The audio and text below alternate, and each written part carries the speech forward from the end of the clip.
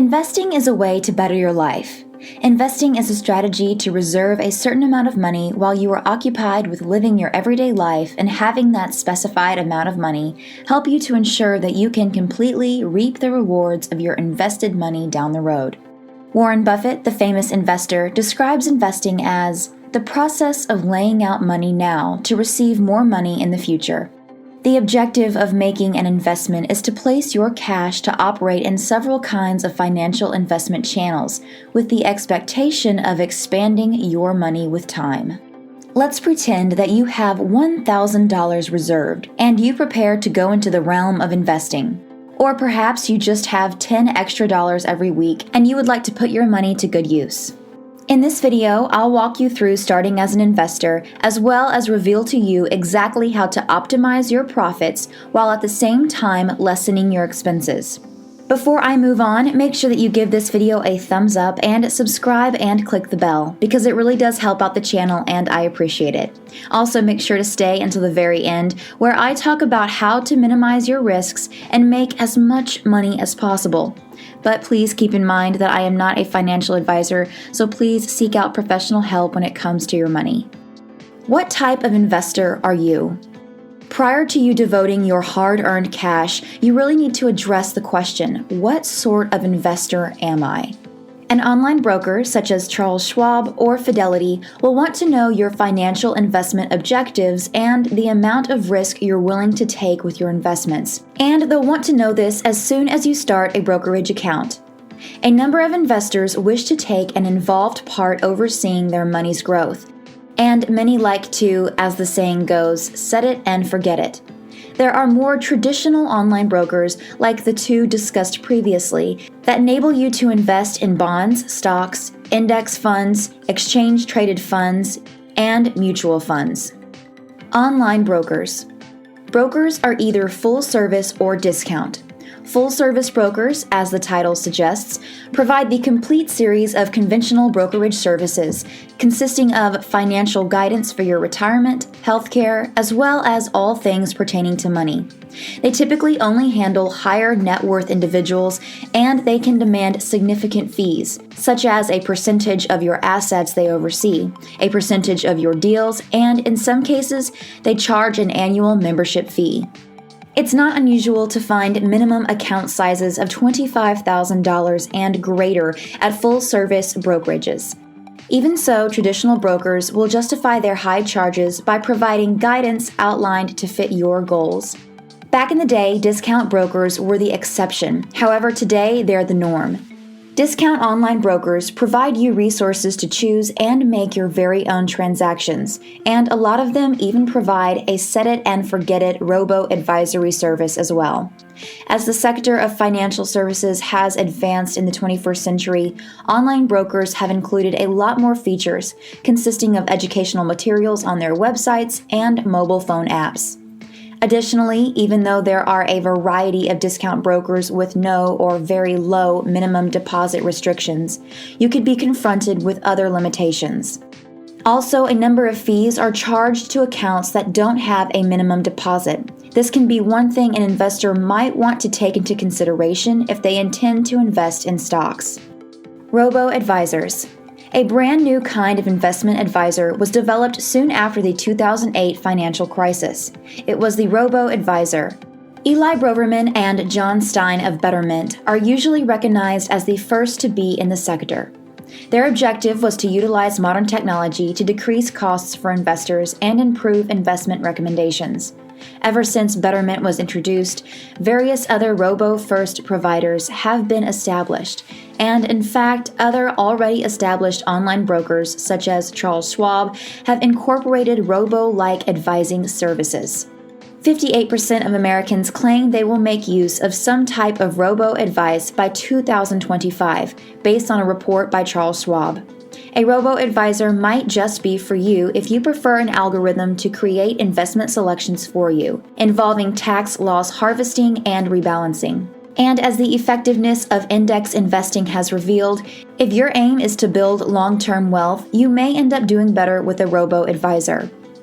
Investing through your employer. Assuming that you're on a strict budget plan, make an effort to invest simply just 1% of your income into the retirement plan offered to you at your workplace. The fact is, you most likely won't even notice a contribution that little leaving your paycheck. Work-based retirement plans subtract your contributions from your salary prior to taxes being calculated, and this should help make the contribution less distressing. When you feel good about a 1% contribution, perhaps you can raise it as you get an annual salary increase. You're not likely to miss the extra contributions. You might currently be investing in the long term with allocations to mutual funds and perhaps even your own company's stock if you have a 401k retirement account at work. Minimums to open an account. Lots of financial establishments have minimum deposit guidelines. To put it simply, they will not approve your account application except if you deposit a specific amount of money.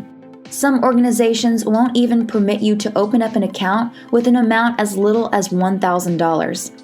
It's worth it to look around a little and browse through some broker reviews well before making a decision where you would like to establish an account. A number of firms do not mandate minimum deposits. If you have a balance over a specific point, various other firms may commonly lower costs, such as account management fees and trading fees. Even so, some others might offer a specific amount of commission-free trades for establishing an account. Commissions and fees. There's no such thing as a free lunch, financial experts like to say. However, lately many brokers have been hurrying to decrease or do away with commissions on trades. In addition to that, ETFs provide index investing to each person who can trade with a bare-bones brokerage account. Somehow, every broker must generate income from their clients. Most of the time, your broker will demand a percentage whenever you trade stock, whether it be through buying or selling. Trading costs go from the cheap end of $2 for each trade, but could be as large as $10 for a few discount brokers. Several brokers demand no trade commissions whatsoever. However, they get their money in other ways. Unfortunately, there are no charitable companies operating brokerage services for free. Depending on how frequently you trade, these charges can accumulate and impact your earnings. Investing in stocks could be pretty costly if you jump in and out of positions regularly, particularly with a modest amount of cash available to invest. Keep in mind, a trade is a request to buy or sell shares in one company. So if you would like to buy 5 various stocks simultaneously, this is viewed as 5 different trades, so you will be billed for each one. So just imagine that you make a decision to purchase the stocks of these 5 companies with your hard-earned $1,000. To accomplish this, you will have $50 in trading fees, presuming the cost is $10. Which is equal to 5% of your original $1,000. So if you were to completely invest the $1,000, the account would be decreased to $950 after trading expenses. This shows a 5% loss before you even have an opportunity to make money. If you were to sell these 5 stocks, then you would once more have the expenses of the trades, and this would be an additional $50.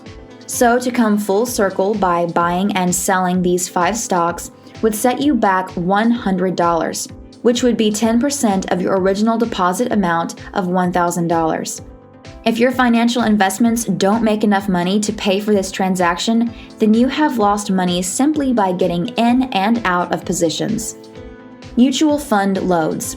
There are additional fees connected with this kind of investment, aside from the trading cost to buy a mutual fund. Mutual funds are expertly managed groups of investor funds that invest in a targeted way, like large-cap U.S. stocks. There are numerous costs an investor will accumulate when they invest in mutual funds. One of the most essential costs to think about is the MER, or Management Expense Ratio, which is billed by the management group annually according to the amount of assets in the fund. The MER varies from 0.05% to 0.7% every year and differs relying on the sort of fund. However, the greater the MER, the more it affects the fund's total returns. You may observe a variety of sales costs called loads whenever you purchase mutual funds. Some are front-end loads, however, you will also notice no-load and back-end load funds. Make sure you know if a fund you are thinking about carries a sales load before purchasing it. Be sure to look at your broker's list of no transaction fee funds and no load funds if you intend to stay clear of these additional fees. For the starting investor, mutual fund costs are really a benefit contrasted to the commissions on stocks. This is because the costs are the same irrespective of the amount of money you invest. As a result, so long as you satisfy the minimum requirement to establish an account, you can invest as low as $100 or even $50 per month in a mutual fund.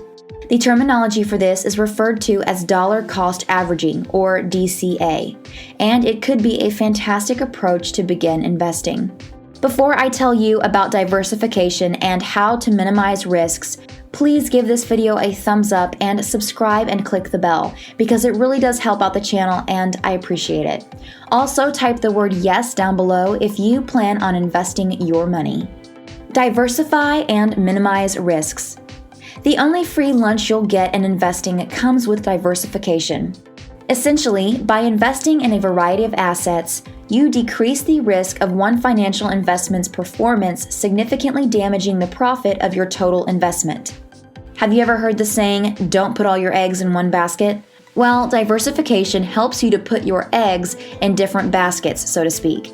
In regards to diversification, the biggest challenge in accomplishing this will arise from investments in stocks.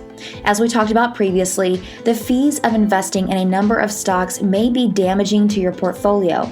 With a $1,000 deposit, it is challenging to have a portfolio that is well diverse, so know that you might want to invest in a couple of companies at the most from the beginning. This will raise your risk. This is where the primary advantage of mutual funds, or ETFs, comes into play. Both kinds of securities usually tend to have a great deal of stocks and other investments within their funds. That makes them much more diversified than one single stock. Click the video on the screen to see another money-making video.